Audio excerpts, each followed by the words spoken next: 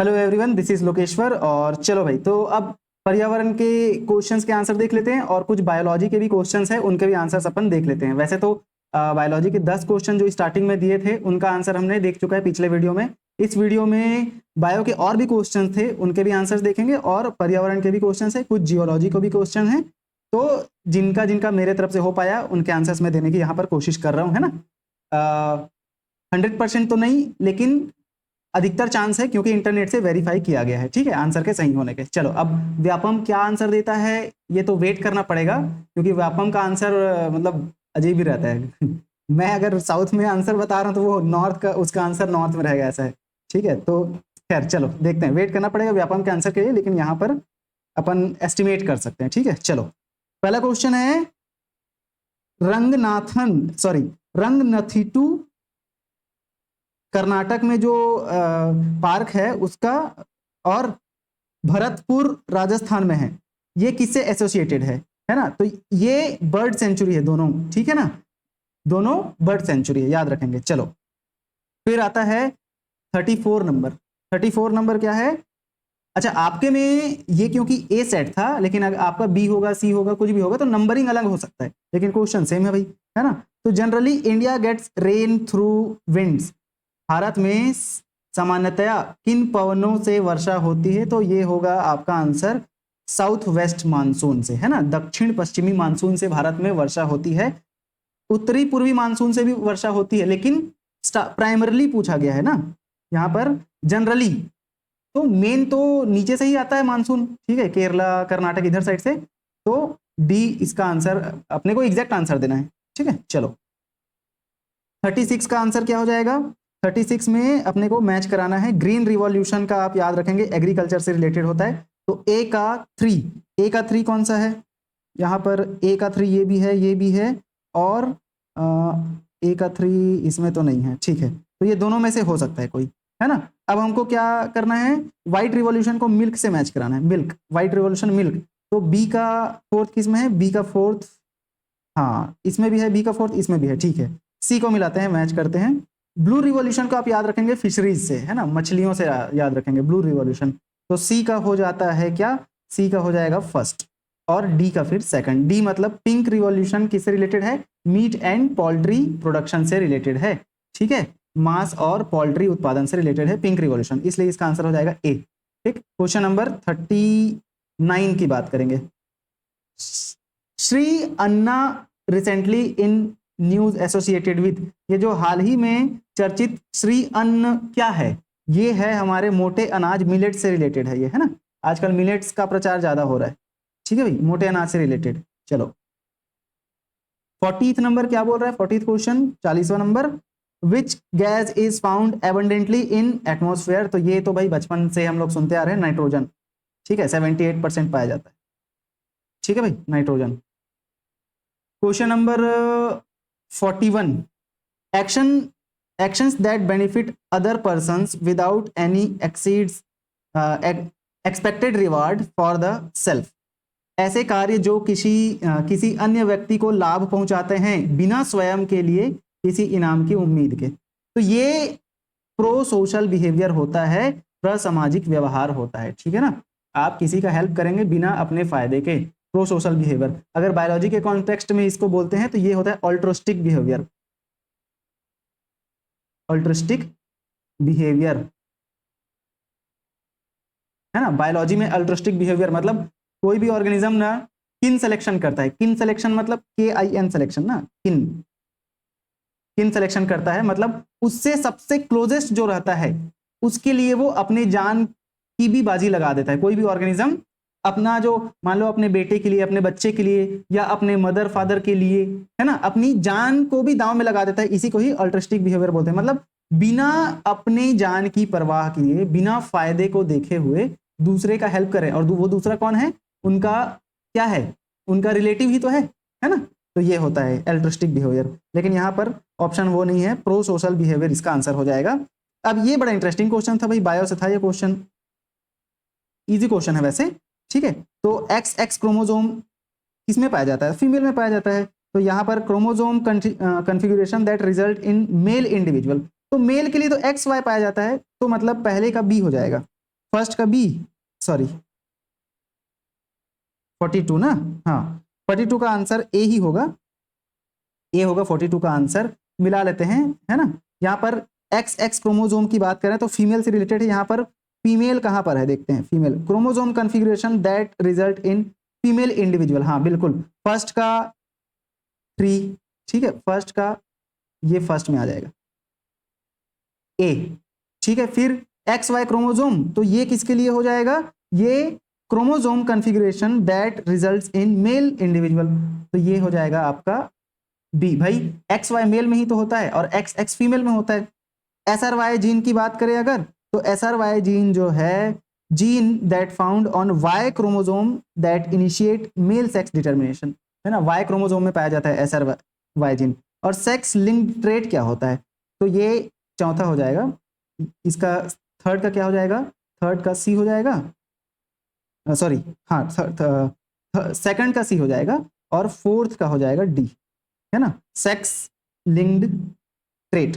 ये हो जाता है क्या, traits that are inherited through genes located on the sex chromosome, ठीक है ना, तो ये इसका आंसर है। चलो भाई क्वेश्चन नंबर, एक सेकंड बड़ा करते हैं इसको, हाँ क्वेश्चन नंबर 43 की बात कर रहे हैं यहाँ पर। 43 क्या बोलता है, which of the following best describes a common physical changes during adolescence. तो एडोलेसेंस के दौरान निम्नलिखित में से कौन सा वाक्य किशोरावस्था के दौरान एक सामान्य शारीरिक परिवर्तन को सबसे अच्छे तरीके से वर्णित करता है। एडोलेसेंस मतलब वही किशोरावस्था को बोला जा रहा है, तो यहाँ पर डिक्रीज हाइट ग्रोथ, नहीं भाई हाइट कहाँ डिक्रीज होता है, किशोरावस्था के दौरान ही तो सबसे ज्यादा हाइट बढ़ता है ना। Increase production of sex hormone, बिल्कुल, leading to growth spurts and development of secondary sexual characteristics, बिल्कुल यही तो होता है, सेकेंडरी सेक्सुअल कैरेक्टरिस्टिक्स या द्वितीयक यौन लक्षणों का विकास तो होता है ना किशोरावस्था में, तो बी बिल्कुल सही लग रहा है भाई।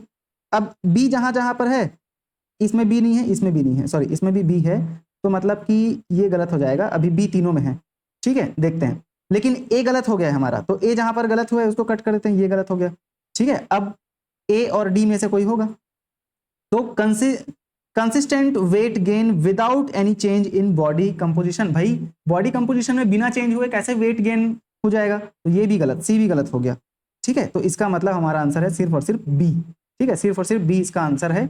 चलो क्वेश्चन नंबर 44 की बात करते हैं। विच nutrient is crucial for maintaining strong bones and teeth in growing family, तो हमारे हड्डियों के कठोरता के लिए, है ना, मजबूती के लिए और दांतों के लिए कौन सा विटामिन रिस्पॉन्सिबल होता है, जिम्मेदार होता है, विटामिन डी, याद रखेंगे, स्ट्रॉन्ग बोन और टीथ, ठीक है।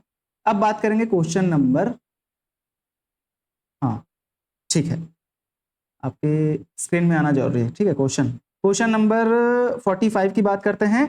Accumulation of excessive lactic acid in the muscle result in type of fatigue, तो भाई जब आप एक्सरसाइज करते हैं, बहुत ज्यादा इंटेंस एक्सरसाइज करते हैं, तो वहां पर एनारोबिक रेस्पिरेशन होता है, ऑक्सीजन की कमी पड़ती है, इसलिए तो हम लोग एक्सरसाइज के दौरान ज्यादा सांस लेने लगते हैं ना, तो ऑक्सीजन की जब कमी पड़ती है वहां पर एनारोबिक रेस्पिरेशन होता है, जिसकी वजह से क्या बनता है, लैक्टिक एसिड का फॉर्मेशन होता है। ये हमने 10th क्लास में पढ़ा है एनसीईआरटी में।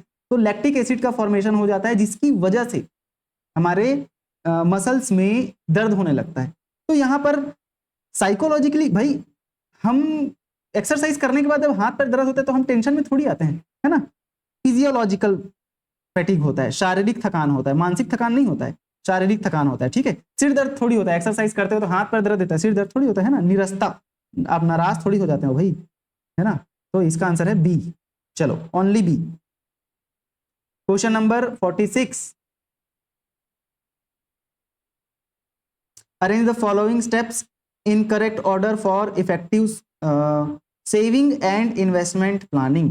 तो ये आंसर मैं अपने अकॉर्डिंग आंसर कर रहा हूँ, गूगल से भी वेरीफाई किया हूँ वैसे, लेकिन वेट फॉर द, मतलब इसको गोला मार देते हैं, ठीक है, लेकिन आपको वेट करना पड़ेगा अपने व्यापम के आंसर के लिए, है ना। चलो तो यहाँ पर सबसे पहले हम लोग को क्या करना है, प्रभावी बचत और निवेश योजना के लिए निम्नलिखित चरणों को सही क्रम में व्यवस्थित करना है अपने को, है ना। तो सबसे पहले हमको क्या करना चाहिए पता है, हमको सबसे पहले करना चाहिए assess your current financial situation, मतलब आपको अपनी जो वर्तमान वित्तीय स्थिति का मूल्यांकन करना है, आप कितना कमा रहे हो, है ना, और कितने किधर किधर खर्चे हो रहे हैं, उसके हिसाब से ही तो आप इन्वेस्टमेंट करोगे भाई, ठीक है। जितना कमाओगे नहीं उससे ज्यादा इन्वेस्टमेंट करने का थोड़ी सोचोगे, और जितना कमा रहे हो उसमें से जो बच रहा है, जो बचा पा रहे हो, उसी को इन्वेस्ट करोगे। तो सबसे पहले तो यही आएगा, ए आ जाएगा सबसे पहले। फिर क्या आ जाएगा, फिर set short term and long term financial goal.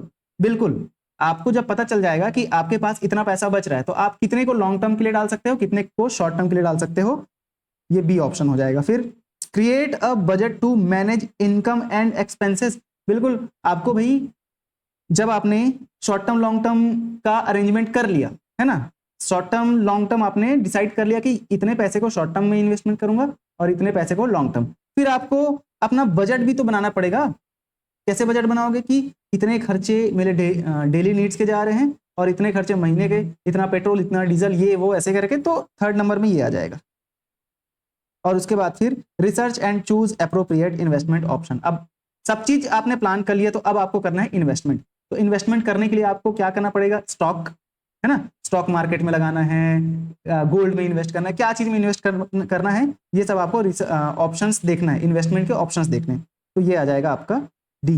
तो इसके अनुसार ए बी सी डी ही इसका आंसर है, ए आंसर हो जाएगा, ठीक है। क्वेश्चन नंबर 47 की बात अगर हम करते हैं, तो 47 क्या बोलता है, the consumer protection act 1986 insures that.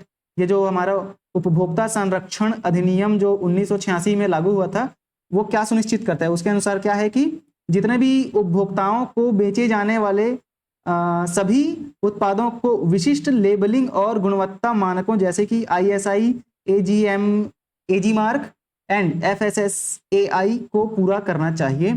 ये बिल्कुल सही है, इसके अनुसार ही है ना, ये जो अधिनियम है उसके अनुसार ही ये हमारा जो तर्क है वो बिल्कुल सही है। दूसरा क्या, इन लेबलिंग मानकों का उद्देश्य उपभोक्ताओं को खतरनाक सामान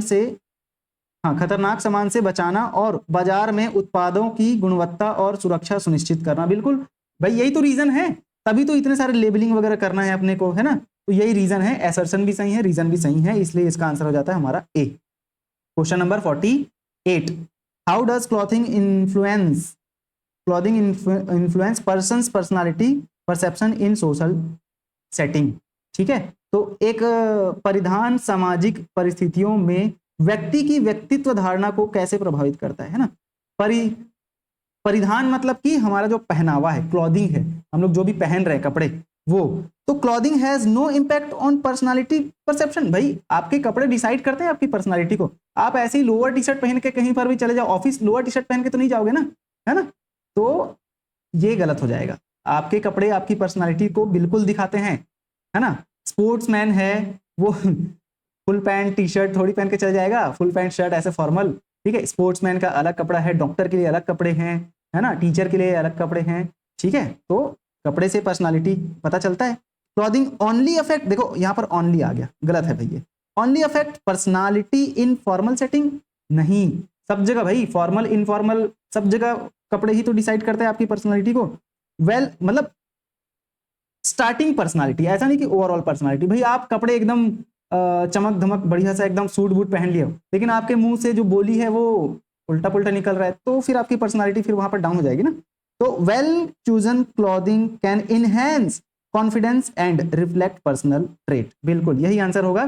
भाई आप बहुत अच्छे से कपड़े उपड़े पहन के जाओगे ना, तो होगा क्या कि आपको कॉन्फिडेंस आएगा, आपका कॉन्फिडेंस हाई लेवल में रहेगा, ठीक है, और आपका जो पर्सनल ट्रेट है उसको रिफ्लेक्ट करेगा, ठीक है ना भाई।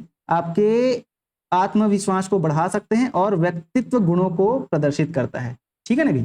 हाँ चलो, अब क्लॉथिंग डिटरमाइंस अ पर्सन्स इंटेलिजेंस। आपके कपड़े आपके इंटेलिजेंस को नहीं बताते हैं, ये आप ध्यान रखना, ठीक है। आप एकदम बढ़िया सूट बूट पहन लियो और गधे हो तो कहाँ से चलेगा, ठीक है। तो इंटेलिजेंस लेवल जो है कपड़े के पहनावे से नहीं पता चलता, ठीक है भाई। चलो question number 49, arrange the following steps in correct sequence for creating a harmonious color scheme in interior decoration। तो इसको भी आप मार्क करके रखना, मुझे जो आंसर लगा उस हिसाब से मैं बताना चाहूंगा। यहां पर इसका आंसर हो जाएगा ए बी सी डी इसका आंसर हो जाएगा, ठीक है ना। चलो,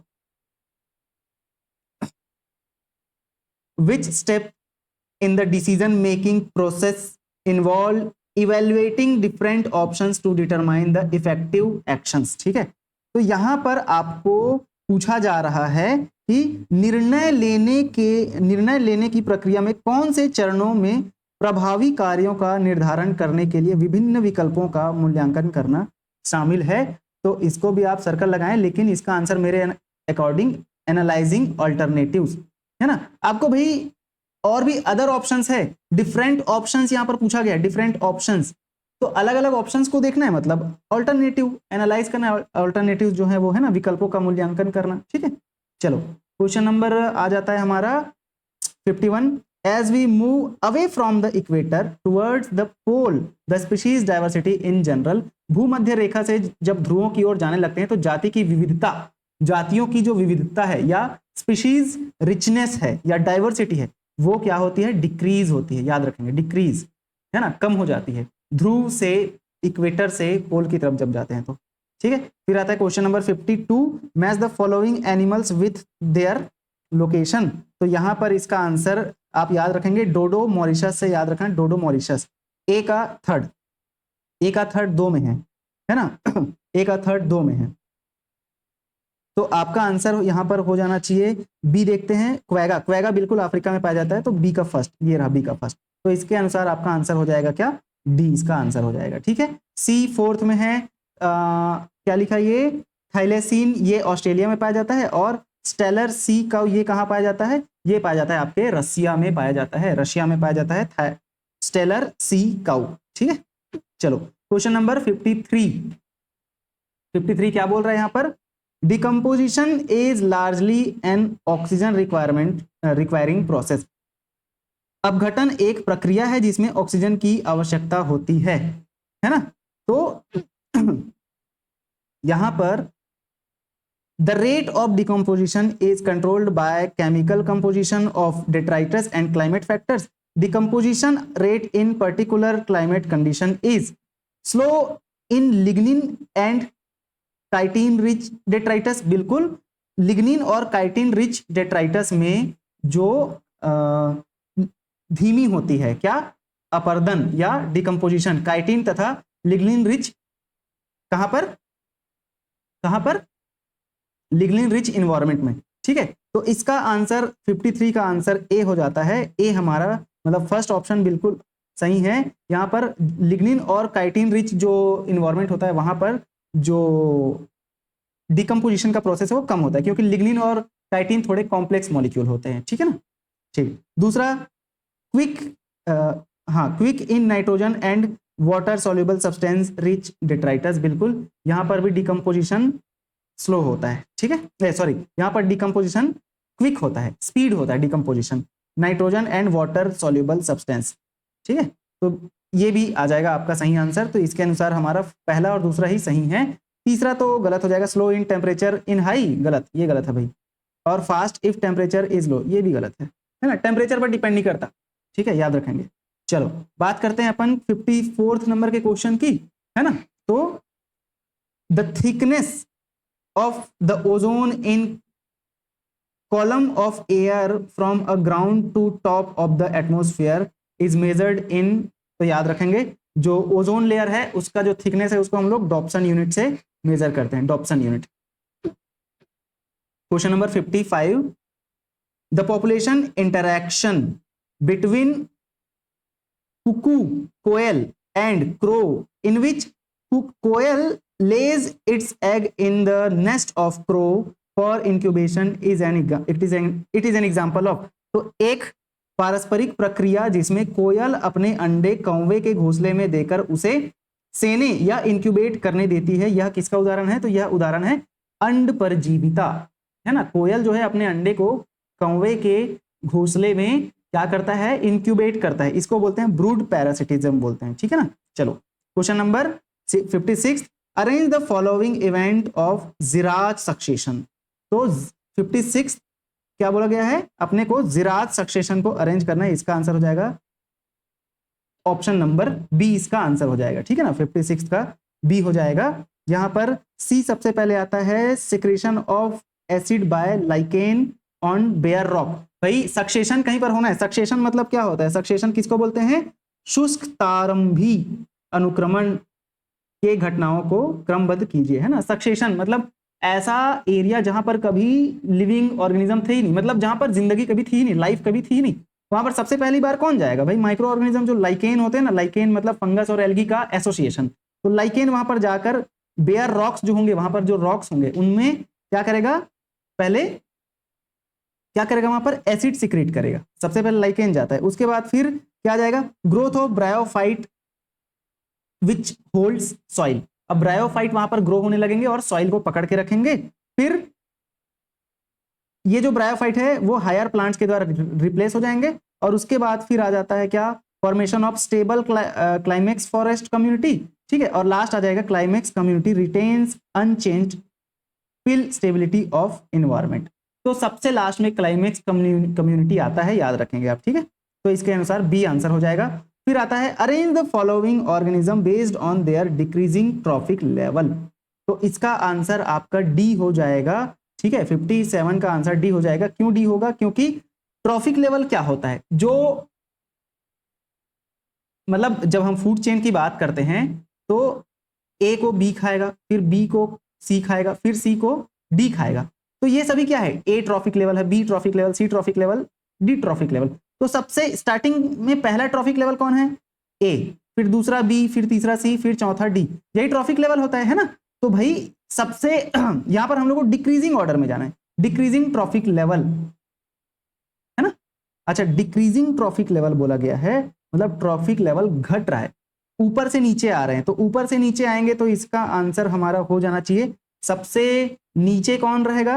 हमारा जो जू प्लैंक्टन है, और नहीं फाइटोप्लैंक्टन है, एंड ग्रास और ट्री आ जाएगा। तो सी कहां पर है? सी इसमें भी है और सी इसमें भी है, ठीक है। डिक्रीजिंग, हमको इंक्रीजिंग में नहीं जाना है, हम लोग को ट्रॉफिक लेवल में डिक्रीज होते जाना है, ठीक है। अरेंज द फॉलोइंग ऑर्गेनिज्म, सजीवों को पारिस्थितिक तंत्र के घटते पोषक स्तर पर क्रमबद्ध कीजिए। घटते पोषक मतलब टॉप से डाउन जाना है, ऊपर से नीचे आना है, ठीक है। तो सबसे ऊपर में आप याद रखेंगे, सबसे ऊपर में लायन आता है, टॉप कार्निवोर होते हैं, है ना।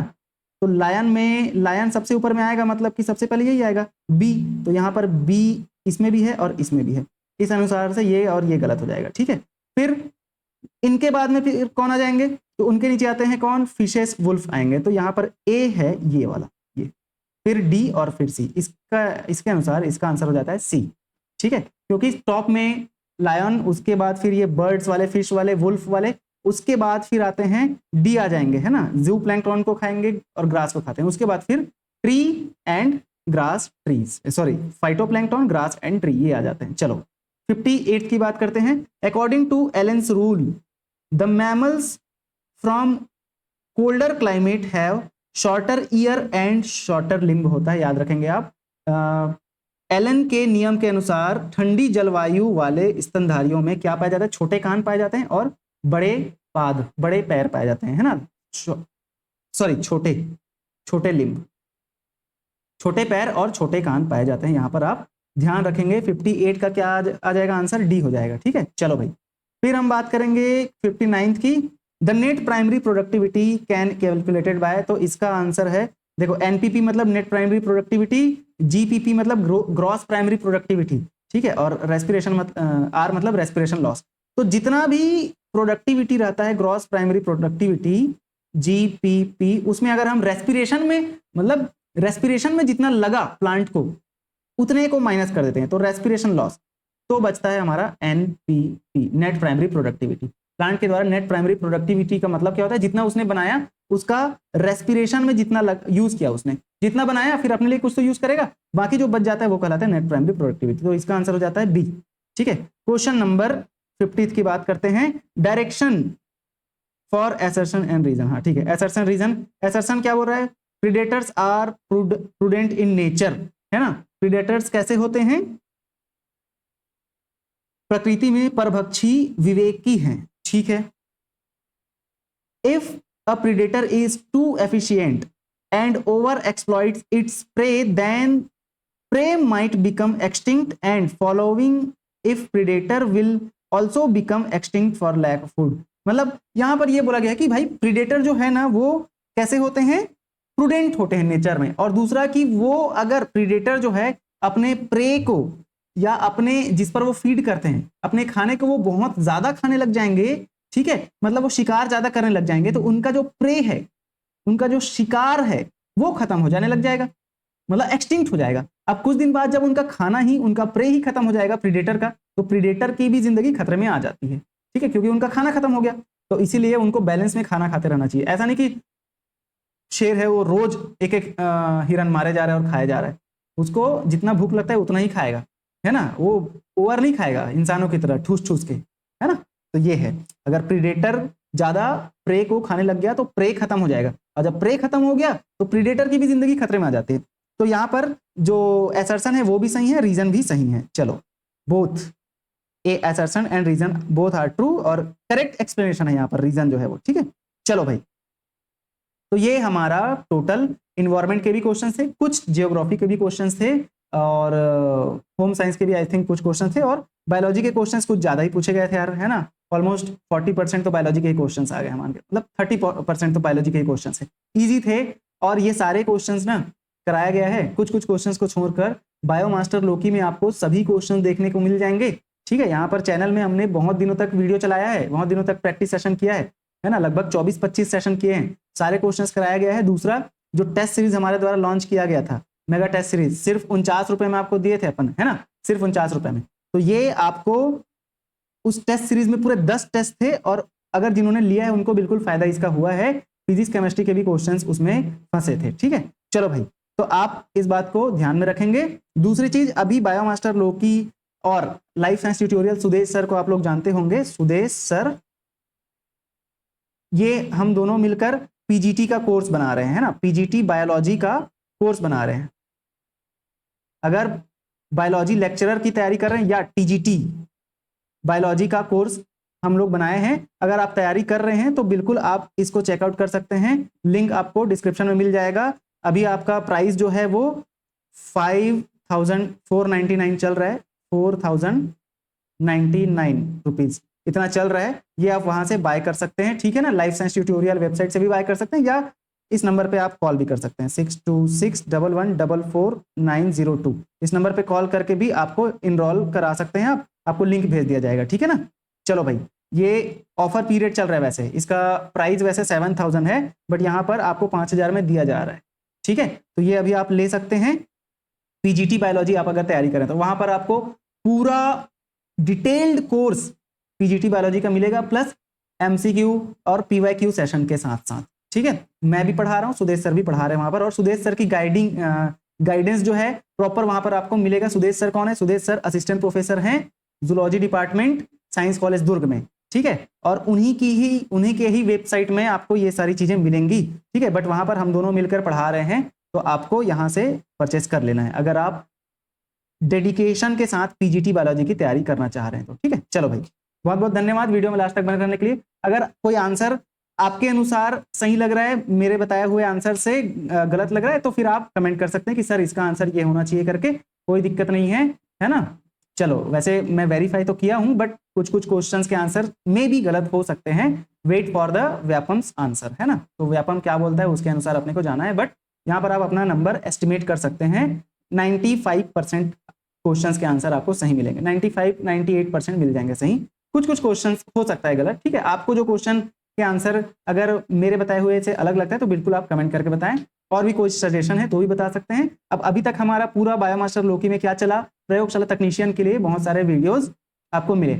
अब आप कमेंट करके ये भी बता सकते हैं कि आपको और किस एग्जाम की तैयारी करनी है, और आपको मेरे द्वारा किस एग्जाम की तैयारी आप करवाना चाहते हैं, ठीक है। और दूसरा, किस टॉपिक पे वीडियो चाहते हैं, एमसीक्यू चाहते हैं, थ्योरी चाहते हैं, क्या चाहते हैं, आप बिल्कुल कमेंट करके बता सकते हैं, ठीक है। उस पर मैं आगे फिर प्लान करूंगा। चलो, बहुत बहुत धन्यवाद, थैंक यू सो मच।